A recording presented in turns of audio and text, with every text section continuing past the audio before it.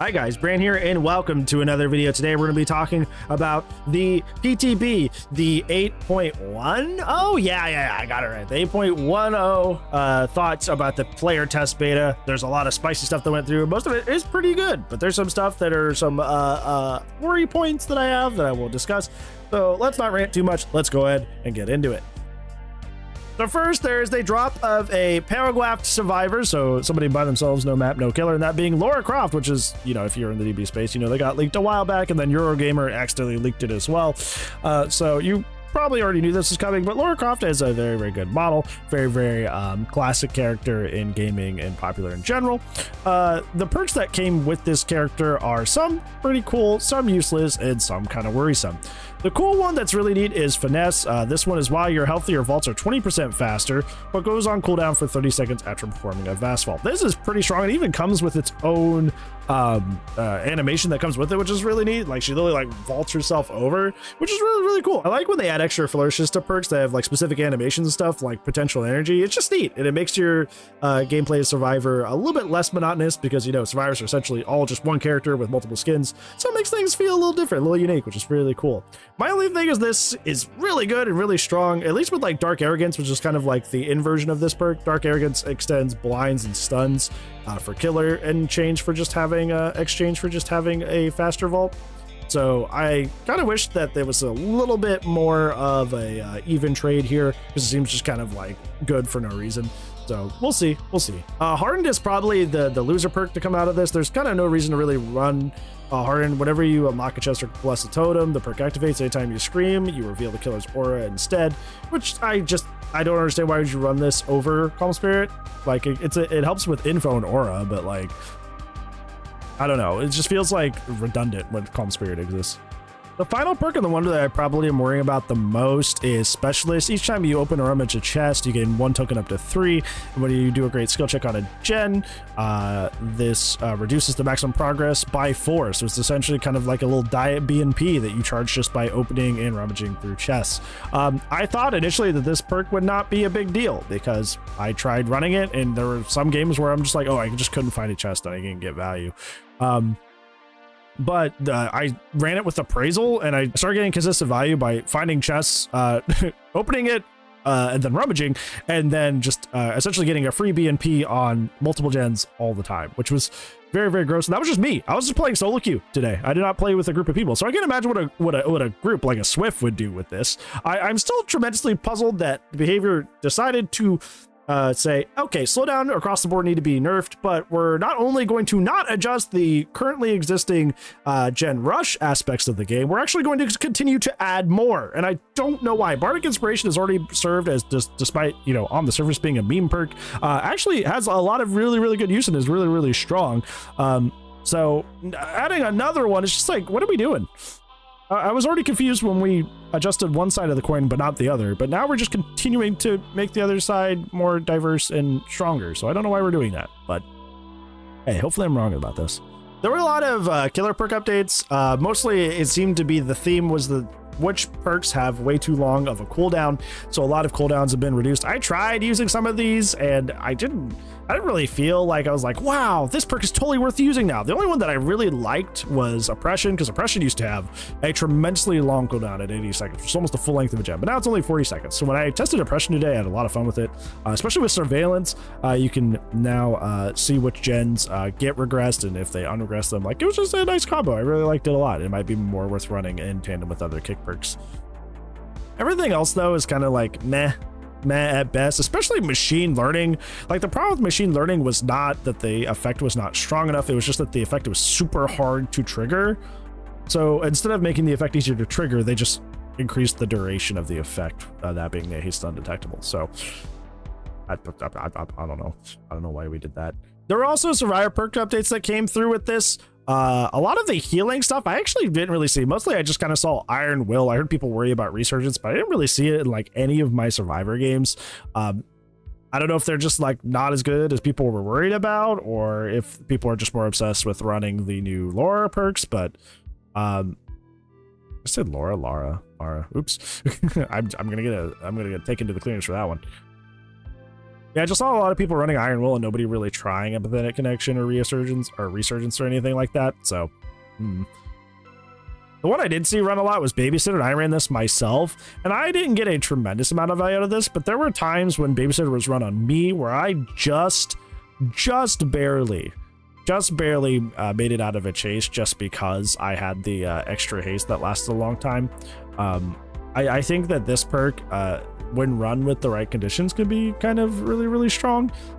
It takes a little bit more coordination, which means you may not get as much value of it out of solo queue, but it serves as a good altruistic perk to run an altruism build. And honestly, I would rather have the game shift more in the direction of altruism over slamming gens. So it's still something I would keep in the radar of things we should keep track of, but I didn't seem to get a lot of value out of it myself, but it had more value when it was applied to me, if that makes sense. Now for the big things you have been waiting for, that being the base kit changes happening to Knight and Singularity. We're going to be starting with Knight. To summarize my feelings about Knight, when he first released, felt like an unfinished game, and this update feels like they finally released a patch that fixed all the issues on the game's release. You know, think of something like No Man's Sky, where No Man's Sky released a pretty poor state, nobody played it, and they updated it and fixed it a lot, and now it's actually worth playing. Kind of feels like that. Like, Knight felt generally kind of clunky and really awful to play. The people that were able to make something of him worked their hardest, but generally the character still had a lot of just lack of quality of life. A lot of people often also cited Knight as one of those people, one of those characters that constantly needed buffs or needed add-on changes and just kind of needed work across the board. And I feel like this was a very good sweeping change because it just feels like a finished version of the character. It feels like a finished product. Being able to switch to the guards to pick whatever one I needed for every specific situation felt good. Increasing the minimum patrol path to 10 meters actually made it feel like I was actually outsmarting the survivors, not just dropping guard at loop and winning for free. So it felt more satisfying to play, and it felt more satisfying to play against. Also, if you want to get around this whole 10-meter drop at the feet sort of thing, if you run a call to arms, that increases your movement speed while drawing a path, so that helps you get through that way quicker. So if you still want to play that playstyle and you miss it, run that add-on. Furthermore, every guard feels like it has its own kind of identity, and they're all worth using at some extent, which is not what it used to be. You used to kind of be able to use Carnifex for as like kind of like a Swiss Army knife to fix all of your situations, but Carnifex has been mostly relegated to just kicking through pallets and breaking things, but now you're going to be using like Assassin more in your chases and Jailers for longer chases and people farther away. Like, it's just really cool. It feels like each guard has a purpose for existing, and they all apply to different scenarios. There is some overlap between Assassin and Jailer, but for the most part, they all do different things, and it feels like I actually, you know, since there's a rotator now they have to switch between the guards. Now it feels like I generally go, I should really be using Carnifex here, or I should really be using Assassin here. I shouldn't just be plopping down a guard. Like, it actually feels like I am plotting and I'm thinking, which is more important on my part, which makes the character more fun. I'll definitely be playing Knight way more after this update. Before we depart from Knight entirely, a lot of people have suggested when I did the add-on buff video that Knight should be in there because you're like stuck with Map of the Realm. There's not a whole other options. The add-ons did get changed. Specifically, my favorite one was Knight Contract. It's the one where the guards can, even after they complete their action, they can still hang out. So like Carnifex will kick a gen and just wait for somebody to go tap it and then just follow them down. It was super funny. But add-ons in general, these have been changed, and most of them are really good. I would say most are, yeah, at least decent. Like, I would say at least half the add-ons are at least decent now. So I would do some experimenting if you haven't. Okay, so now we get to the Singularity changes. And this is where I'm probably going to create a dissension, and I am sorry for that ahead of time. The Singularity changes, there's some really good stuff, like the partial base kit Soma, family photo and stuff like that. But I think there's a lot of streamlining of this character, and it was mostly done to make controller gaming easier on this killer, which I understand. But the skill floor of this character has been lowered, which is one of those things where the appeal of Larry was that he's really strong, but he's really hard to master, and the skill floor is very high, so you have to do a lot of work to be able to achieve that. Now he is just both simultaneously strong, and that skill floor is like way lower. There's stuff for that, like the aim assist, like the camera auto lock when you get into a biopod. The killer instinct that applies when you slip shoot someone is like really good, because you can see where somebody is moving around a loop when you go to chase them, which gives you information on how to effectively end that chase. I think like greasy lens or something on like Pinhead, like that stuff helps end chase way quicker, and now you just have that as like a base kit effect.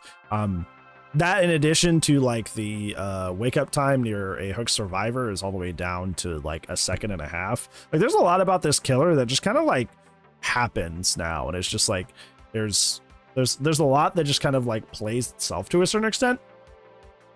And I'm not saying that, like, especially compared to other killers in the game, it's not like excessively egregious or anything, but it's like when this character's whole identity is like, this is the hardest character to learn, and it's not as accessible to everybody in terms of like, you got to put in that work to be good with him. That latter aspect of it, you have to put in a lot of work to get good with him, is like mostly like that's been very much neutered. That's very much not as much of a thing as it used to be. I think this is one of those changes that like I feel like 90% of the DVD community is going to just rejoice for, because more people want to play Larry and want to experience that strength, but without having to put in the work to do so. And so I feel like most people are just going to enjoy that. Most people are just be like, oh, another killer I can pick up. But I feel like people that play this game regularly are people that like invest a lot into Larry or love Larry already, are going to be kind of disappointed that like the appeal or the identity of the character has been kind of muddied a bit by making him easy to play. There's some other minor stuff that has come through in this update. There's been some map variations added to Ormond and the Yamaoka maps. The Ormond maps feel generally kind of better, because one of the big issues about Ormond is that the main building's in the middle, so it's accessible from everywhere, which is really good Survivor. And on the variations, they're put off to the side, which helps a little bit. But generally, Ormond is still fairly strong in general, so it's not like it's just swinging into the killer side or anything. Also really funny, they added a lot of like really janky tiles to Coldwind, so Coldwind's been nerfed now, which is funny. I think it's really sad because I know a lot of Survivor mains who feel really passionate about the Survivor role like going to Coldwind. So the fact that they just added a bunch of like poor quality loops and tiles to that map is very funny. Funny little thing that happened with this PTB was initially they were going to put through this idea that if somebody DC'd, if somebody alt F4'd the menu before you got into a match, it would just replace the survivor that DC'd with a bot on load in. Obviously, this creates a lot of issues because if somebody loads in and just sees there's already a bot, likely they're just going to either DC themselves or just give on hook right away, because no matter how robust the bots continue to start to get, they're still way less than the equivalent of a human player, which means that match is an uphill battle from the start. So people will be very much de-incentivized from the beginning to follow out that match, and resulting in an even worse match experience by people giving up right away. So they've decided to already walk this back. Even though this was in the PTB, they've already confirmed this will not make it to live, so that's gone. However, one change that is pretty significant that did make it to live is that hooks respawn after 60 seconds. There's no longer dead zones created by hooking people. And I thought it was really funny, because this is one that like the community got up in arms with, and it was the most like nothing burger thing in the entire universe. Like, unless you were somebody who actively tried to comp corner and forced the killer to slug you out for 4 minutes, I don't know how this affects you. Like, where is the controversy? Where is the meat of this argument? What is the complaint? Like, where is the issue? I don't see it.